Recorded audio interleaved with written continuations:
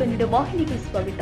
ಬೆಂಗಳೂರು ನಗರದ ಕೆಆರ್ಪುರದ ತಾಲೂಕು ಕಚೇರಿ ಮುಂಭಾಗದಲ್ಲಿ ಜಾಂಬವ ಯುವ ಸೇನೆ ವತಿಯಿಂದ ಪ್ರತಿಭಟನೆ ನಡೆಸಲಾಗಿದೆ.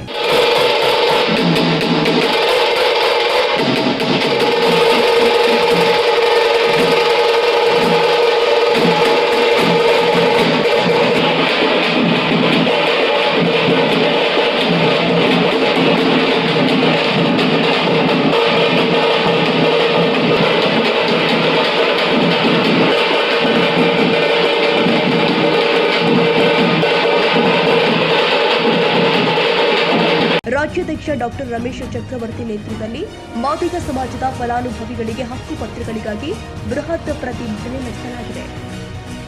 ತಾಜಾ ಸುದ್ದಿಗಾಗಿ ಎಂಟಿವಿ ನ್ಯೂಸ್ 24x7ಗೆ ಸಬ್ಸ್ಕ್ರೈಬ್ ಮಾಡಿ ಮತ್ತು ಬೆಲ್ ಐಕಾನ್ ಅನ್ನು ಒತ್ತಿ. ತಪ್ಪದೇ ಲಿಂಕ್ ಶೇರ್ ಮಾಡಿ.